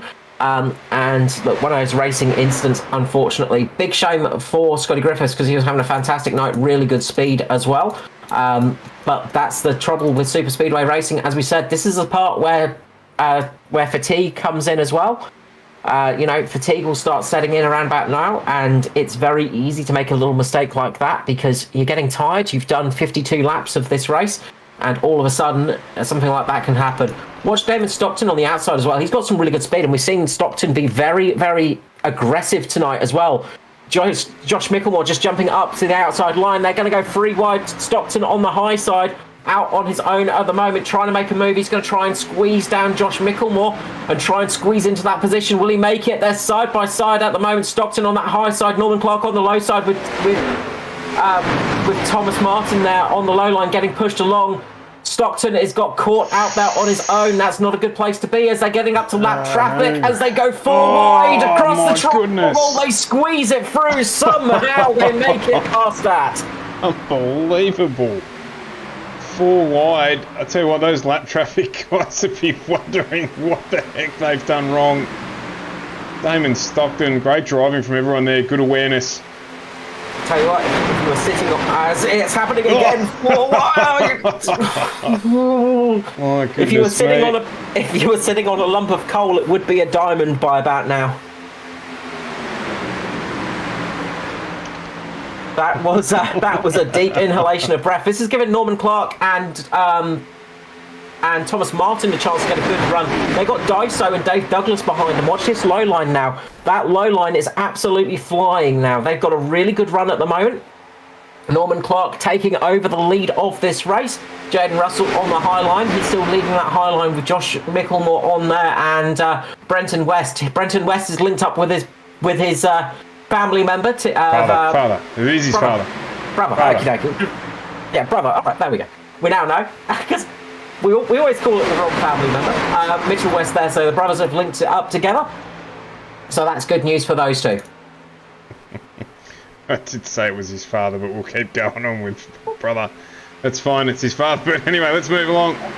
3 wide again here. Damon Stockton returns to the fray. And no surprises at all to see Josh Micklemore just sneaky up into 4th. Doing a good job there in the Mitch Motorsport entry. Nice clean car as well. It's pretty clean in those front 5, 6 cars, actually 7 cars.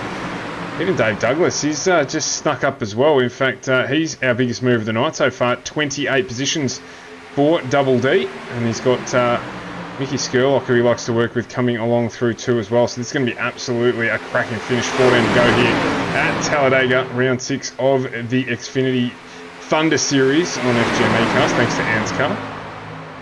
And we're going to be getting up to lap traffic again in probably about a minute or 2, maybe less. They are going to be coming up to a couple of lapped cars once again, so get ready to take a deep breath and hold on to something as this happens, because again, if somebody tries to take it 3 wide, they are going to really get close through here.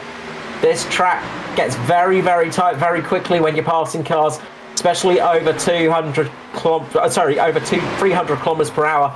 These guys are definitely moving fast, and you've really noticed that difference of speed when you're catching up to a car that is doing barely any of that. So they're catching up to a pack of cars that will be doing probably around about, let's see who it is.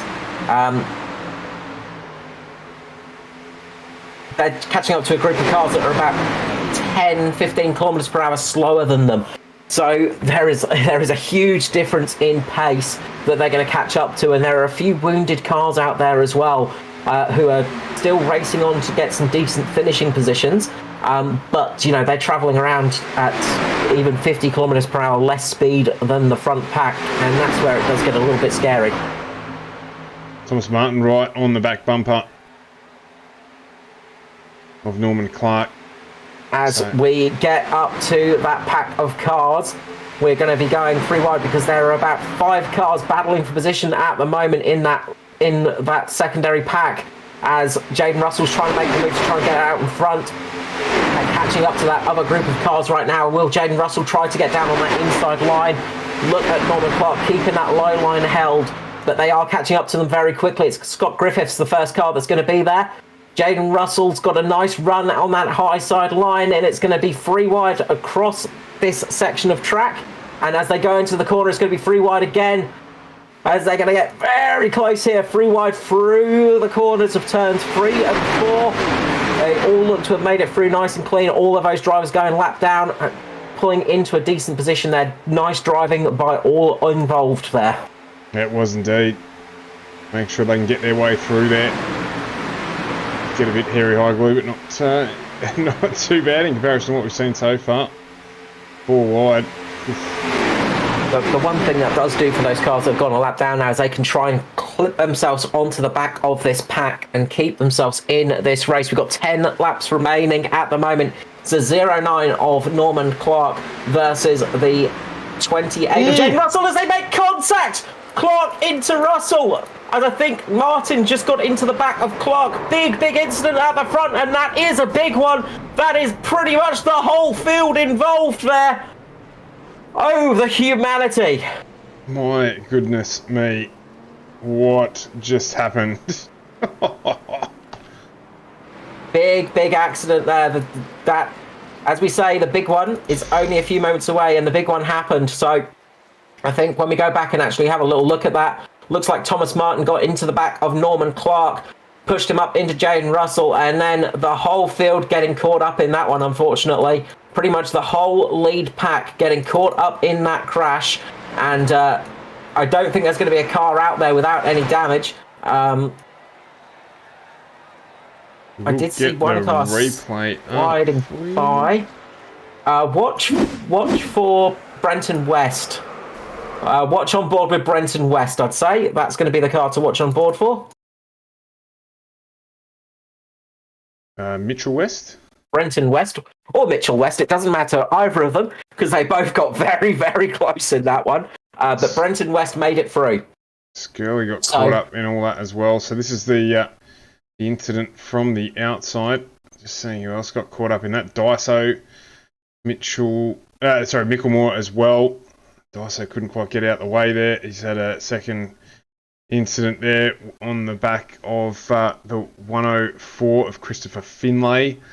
So there has been a lot of drivers involved in that one, and that's Skirley's. That's unfortunately looks like night over for Daiso as well. That car is blowing a lot of smoke.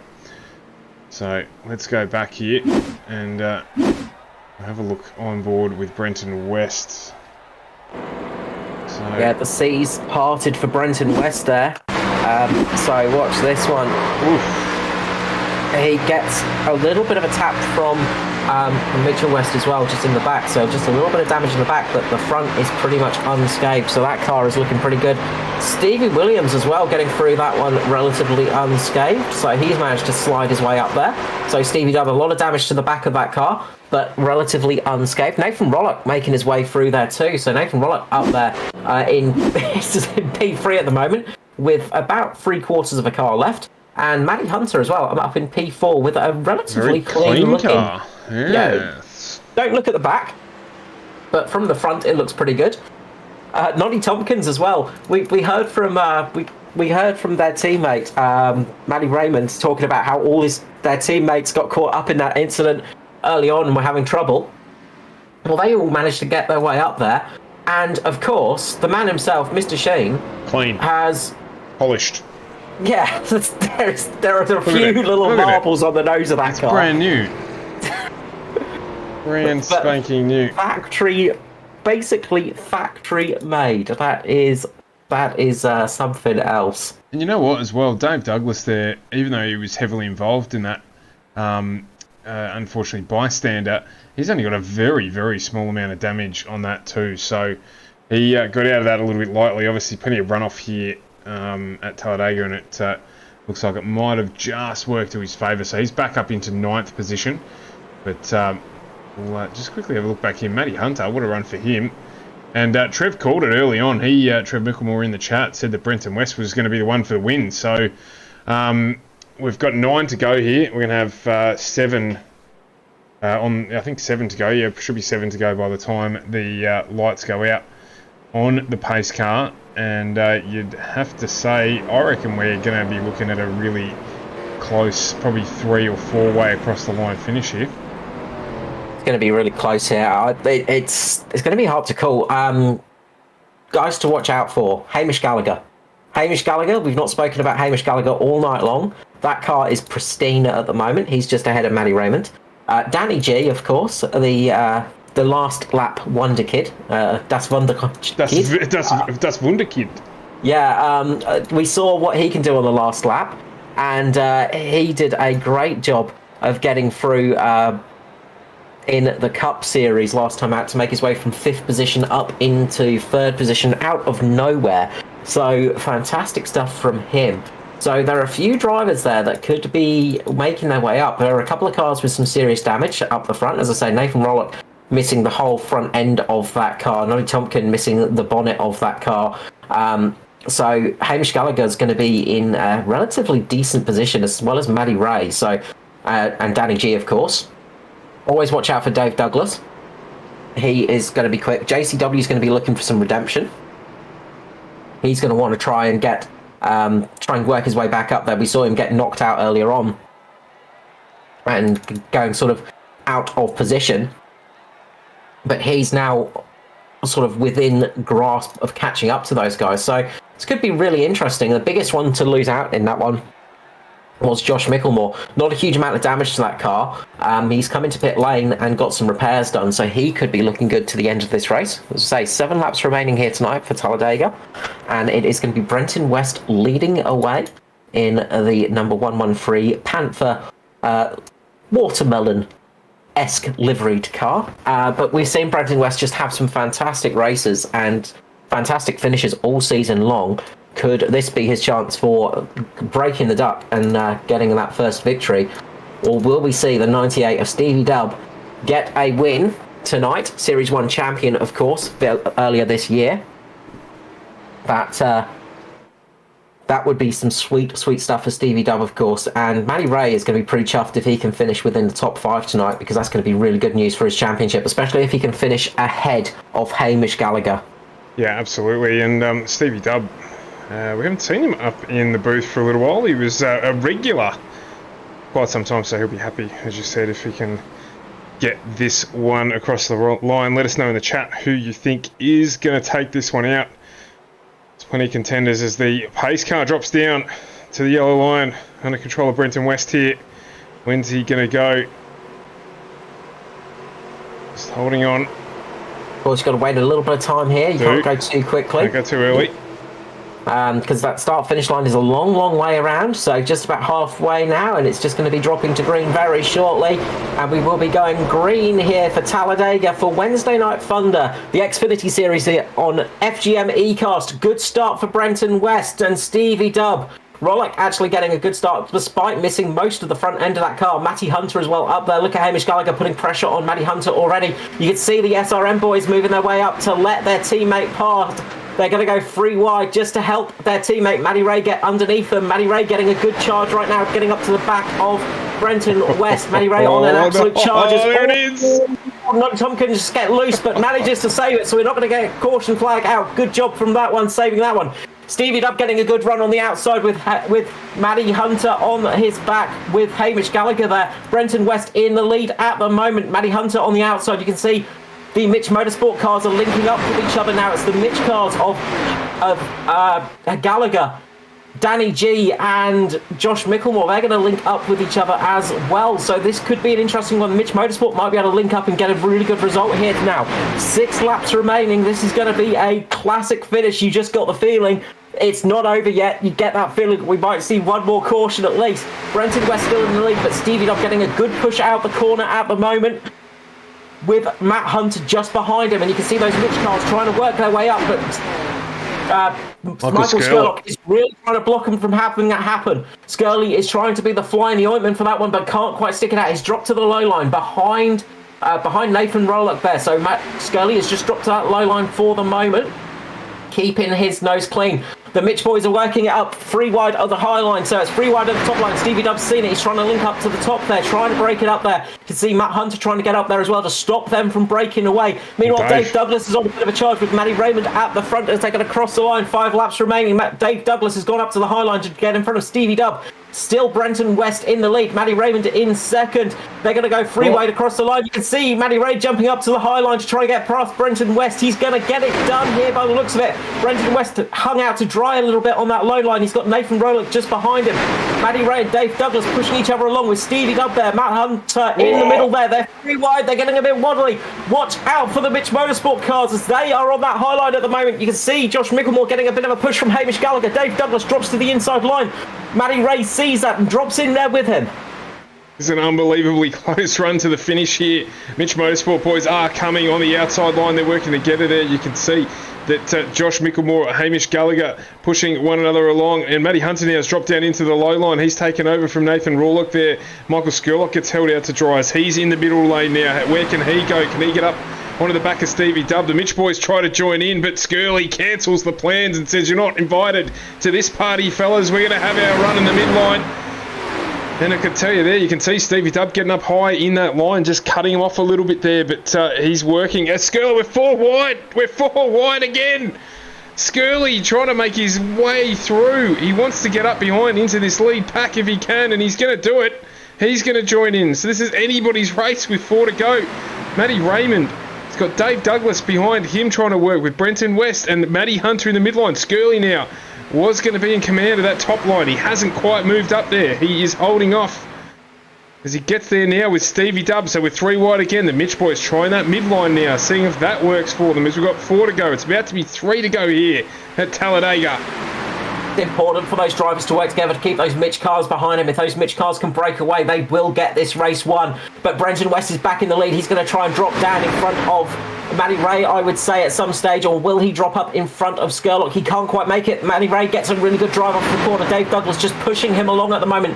Matty Hunter trying to help him. You can see the Mitch boys have got in the middle. The Mitch boys are now on the back of Matt Hunter, Brenton West. So the Mitch boys are trying to push along. That midline's going to go fast now. Watch the midline push away and watch those Mitch Motorsport boys try and break away with it. The midline has to try and slow it down a little bit so the Mitch cars can't get the chance to get past. They've got 2 laps remaining. Matty Ray, Dave Douglas on the low line. You've got Skurlock, Stevie Dub on the high line. Matt Hunter keeping in the middle, just trying to keep those Mitch boys behind him with Brenton West in front. Will Brenton West be able to hold off the charging Mitch Motorsport boys? Will Matty Ray be able to hold them off? They've really got to keep them from getting in front of them, because if those Mitch boys can get past, they're going to be in with a shout. 2 laps remaining here tonight. We've got Matty Hunter, just getting a little bit loose. He's gone up high. Danny G joining him up on the high line. So it's a Mitch Motorsport have got 2 lines working for them at the moment, as Josh Micklemore's trying to make the pass. He's trying to push his way through. Can't quite do it. Almost gets loose there. You can see just crossing up for Josh Micklemore there as he gets in there. Michael Skurlock now has worked his way behind Dave Douglas. Working his way up to the front is Michael Skurlock, just behind Dave Douglas and Matty Ray. Gary Wellman up there as well. Wellman, we've seen before, have a really good strong end to the stint. We've got a lap car coming up as well. It's Lachlan Capel. Lachlan Capel there, so he's going to probably want to try and drop right to the low line, just get out of this one, because there are a lot of lead cars coming up. And you don't really want to get involved in this one, and he does indeed drop right to the low line. The white flag is out. It is Matty Raymond in the lead at the moment. Lachlan Capel just drops right to the low line, gets out of the way of the leaders there. Good job from him. Dave Douglas sticking to the back of Matty Raymond at the moment. Michael Skurlock, watch out for Gary Wellman as well. Wellman might have a good charge. The Mitch boys of Hamish Gallagher and Josh Micklemore are both working it, trying to get there. Matty Ray sitting in the middle of the track, trying to block his way there, trying to keep his position locked in there. It's going to be hard as they get to the tri-oval. Dave Douglas is looking good at the moment. Gary Wellman's managed to slot himself up in the front of that high line now. Gary Wellman could get a charge here. Will we see Skurlock jump up there as well? Skurley's trying to get into that high line. Will he manage it? Not quite. Looks like Hamish Gallagher's engine's blown. Hamish Gallagher has lost his engine. It's going to be Matty Ray in the lead. Will Dave Douglas be able to get the pass done? Not quite. It's going to be Matty Ray taking the win. Matty Raymond takes victory at Talladega. What a finish there. A motor blown on the last corner as well. And you saw there that it was Danny G who got really, really loose too. Managed to avoid taking out anyone else until they'd crossed the start-finish line. My goodness me, what a finish to this race here at Talladega. You would not have been able to pick that out of a hat if you tried. Matty Ray, Dave Douglas, Michael Skurlock, what a top three that is. Stephen Williams, Gary Wellman, Brenton West finishing 6th. Brenton West has consistently finished P5, P6 this season, and once again doing it. Thought tonight could have been the night for Brenton West to finally get that win. Great job from him to get up there. Matty Hunter, P10 in the end. Absolutely, and even the technology gods were with us. I just got notification that the stream crashed after the race had finished, but we're back live again now, so apologies for that there, just to bring you the celebrations here for Matty Ray. And tell you what, a cracking finish. Looking forward to bringing Matty Ray, Dave Douglas and Michael Skurlock up into the booth. Steve Williams, a solid finish from him in 5th, Gary Wellman, in 4th, Gary Wellman in 5th. So a ripping job there from the three at the end. No teammates on the podium, so a really good run from them.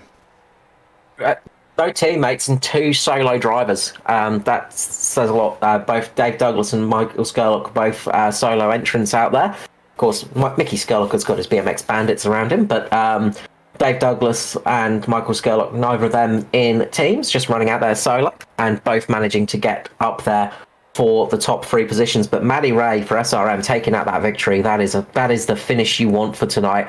That is fantastic for Matty Ray, and that's great news for his championship as well. Yeah, absolutely. A ripping job done by him. So hopefully everyone caught the end there. I think we did, which is good. I don't know about you, Carl, but I'm out of breath. Oh, I think I'm going to need to lay down after that one. That was a absolute fantastic finish there. What an absolute blast to the end there. Great job by all of those drivers. We're just waiting for a few of them to lurk their way up into the booth. We'll grab down. Just how close they ran for so long as well. Yeah, but that finish was absolutely ripped. That is how you do. That's a proper super speedway finish. Yeah, really finish there. I'm lost for words for once there. But let us start speaking again as we get the top 3 up there. We'll start with P3 man, Mr. Michael Skurlock. Great to have you back in the booth, Mr. Skurley. Welcome back up here. That was a absolutely mad finish there. Scottish bagpipist, mate. They call me now. The Scottish Piper himself, the Welsh wonder, the Irish irrigation expert, Mr. Michael Skurlock.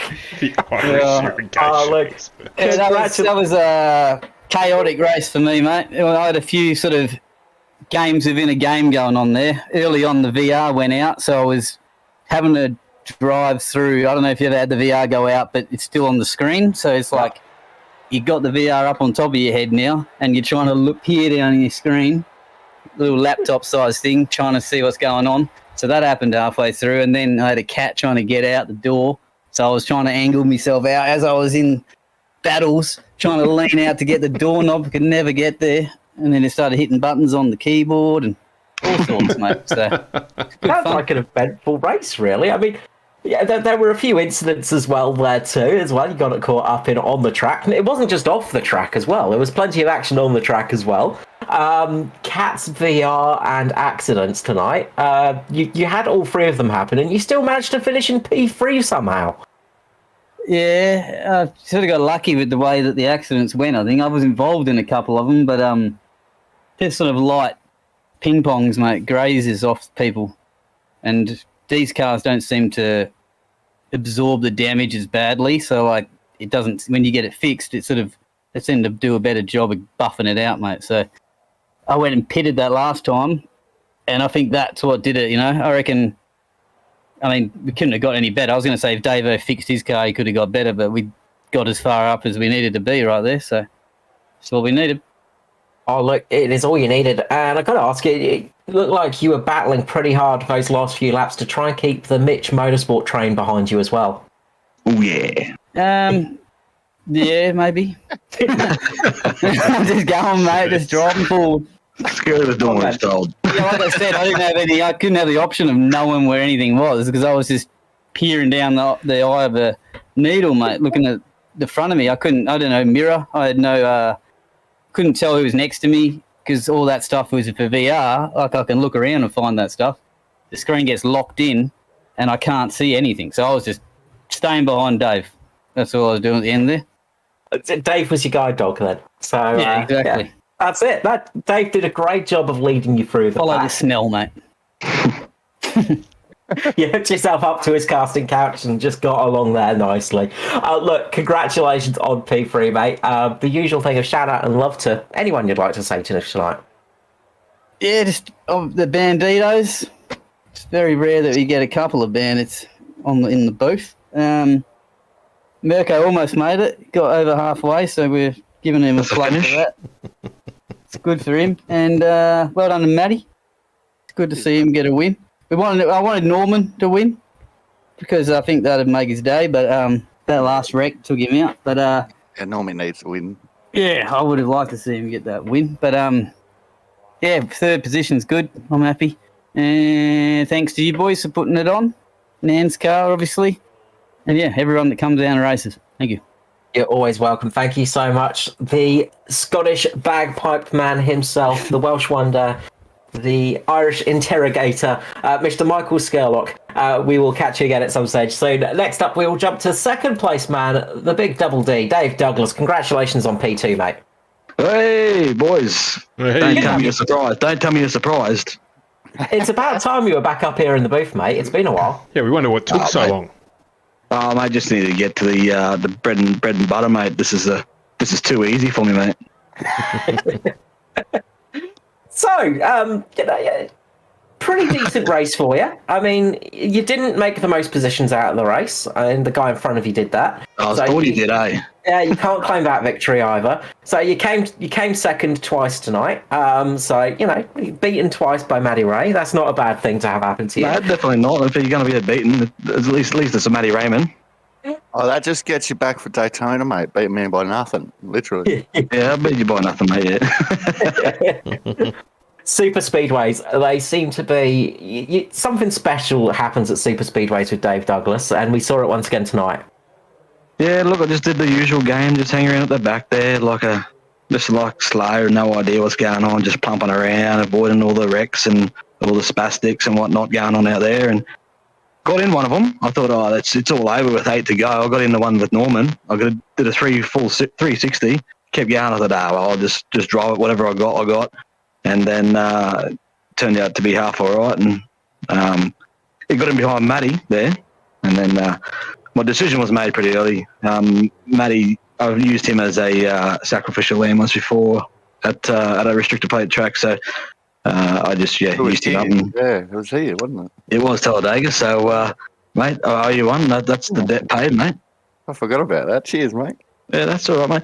Also, your boys did me a favour too, because when they both went high, I was looking to go around them, and they went high in the middle there, and I snuck down behind you, so that was good. Look, Dave Douglas always pays his debts. It's the one thing we know about you, Dave. Look, congratulations on that P2 finish, mate. Thanks for giving us such an entertaining race. And obviously, we're going to see you in the Cup for Las Vegas and next time out at Talladega as well. Yeah, mate, I'm filthy. I'm going to miss Talladega. But I'll be out at Vegas, mate, and hopefully rub a few feathers, mate, ruffle up a few boys, mate, get them screaming, get them squealing, you know.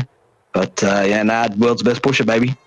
Oh, look, shame to not have you at Dega. We will miss you sorely, but congratulations on tonight, Mr. Dave Douglas. The usual thing of shout out and love to all the people out there.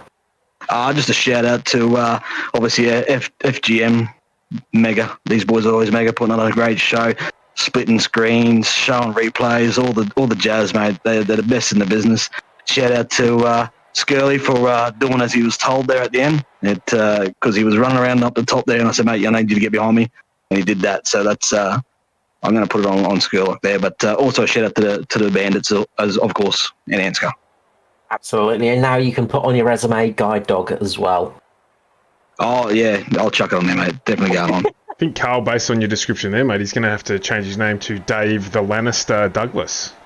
Mate, the golden hand, mate. The golden hand. Good golden horn, mate, on the front. That's what it is. There you go. Done, boys. Oh, enough about Dave Douglas's golden horn. Thank you so much, Dave. Pleasure to have you back up there in the booth, and I'm sure we'll catch you again soon. Too easy, boys. Congrats, Matty. Good one, mate. And next up, well, we've spoken to you once already tonight, Maddie, and we did say hopefully we'll get you back in the booth soon, and turns out we didn't have to wait too long. Nah, how's that, eh? I must have like the opposite of the commentator's curse or something. Yeah. Always a chance, Matty. Always a chance. Yeah, talk to me every week. I like this. You basically you did good to the commentators this week, so we didn't talk about you much. So you were absolutely fine in the race. As you said there, a bit unlucky for your teammates who ended up running right towards the front at the end of that race there. Obviously, that was a huge help for you to get to the front when they sort of managed to give you that little bit of a run underneath them. Yeah, it was sort of more of an audible. Like I got them to check their engines, and they had good engines, but as we were going green, I sort of thought, going around it might be a challenge. So I just asked them if they could move up a bit, and they managed to push Hamish and those boys up. And I think Wellman was up there, maybe. I can't remember now. Yeah, towards Roman. Yeah, that worked out perfect. That's I owe the win to them boys really for that move. I couldn't have done it without that. So it was a beautiful move and a really nice run up to the front as well. Obviously, those last couple of laps must have been a bit nail biting. Watching that high line trying to move up towards you towards the end, and those Mitch boys constantly a threat as well. That Mitch train looked like it had some speed in it at the end. Obviously, Hamish Gallagher blowing the engine as well, so that's some good news for championship positions for you as well. I didn't know that. He still managed to finish in P10 though, so rolled it home right at the end. Yeah, right. But as I was saying, championship wise, I mean, this is not a bad result for you. You came in lead in the championship with 9 points over Hamish, and you're going to leave with a win tonight. And your closest rival would be Josh Mickelmore down in 8th. Yeah, nice. Yeah, that's good. Also, I mean, what have we got? 5 rounds left, something like that.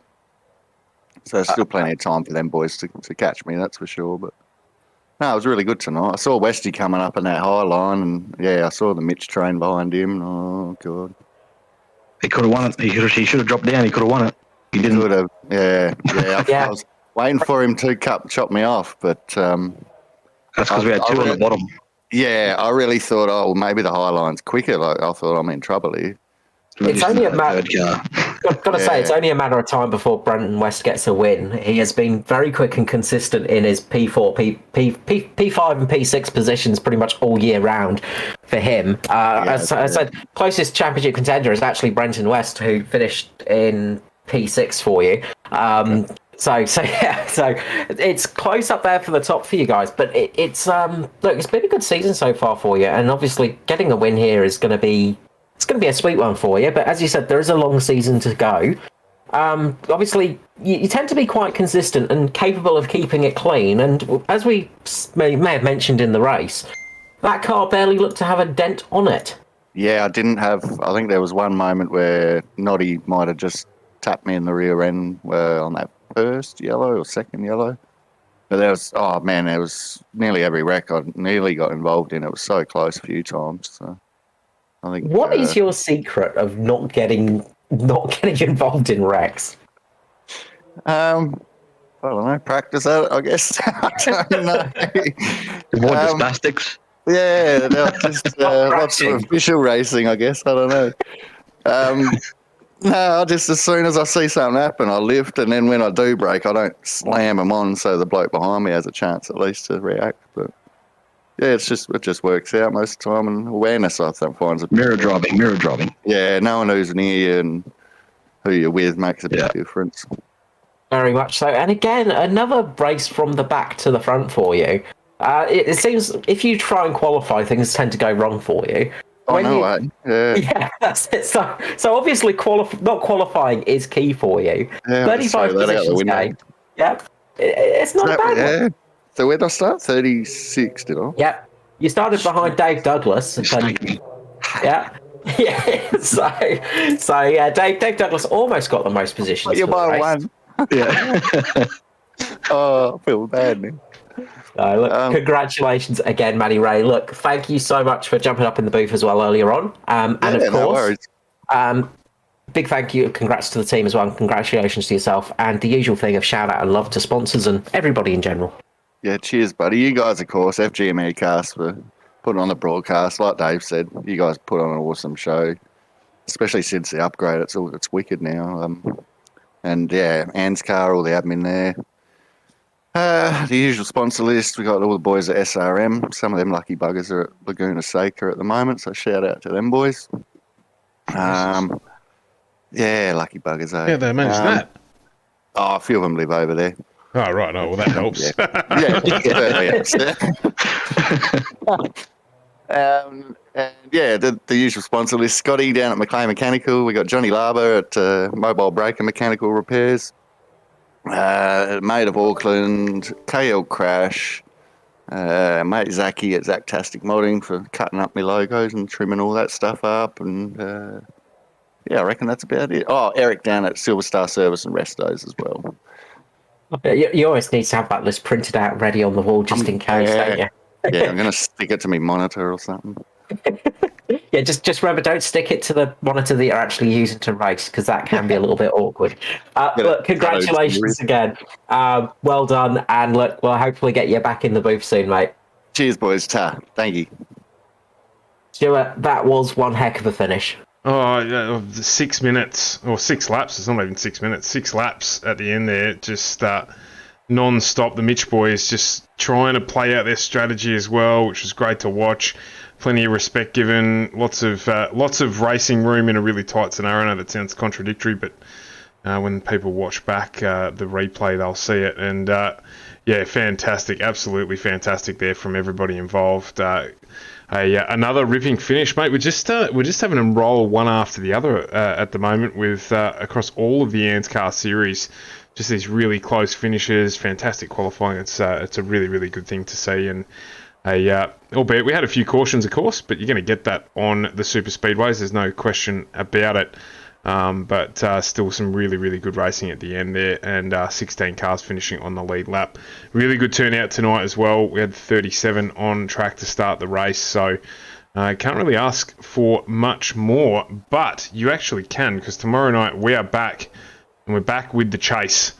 It's going to be a different kind of a race tomorrow. We're heading to Vegas, so we were at Bristol last week. We're heading to Vegas this week, so just making our way out towards Talladega and then Charlotte Roval in a couple of weeks, and I'm looking forward to that tomorrow night. We've got the pre-show on. We've got Andrew Dyson with an interview there about himself and everything that goes on in the world of the bearded man. That will be on between qualifying and the race start. So join us tomorrow night, 7:45 on FGM Ecast for that one. As always, Carl with you. Thanks very much for joining me on the stream for what was another classic ANZCAR race. Jump onto YouTube and give us a like, a subscribe, turn the notifications on, do all those sorts of things that you need to do. We're putting a lot more content on there these days, so there will be a highlights package go up of this race in the next couple of days or so, along with some other bits and pieces, so jump on there. Thank you to everyone who jumped into the chat and had a chat with us tonight. Always welcome. Makes our night a little more fun as well, if that's possible, given the finish we've just seen. But nonetheless, thank you all. And from FGM Ecast, your E-Place for Pace, it is another good evening. We'll see you tomorrow night at 7:45.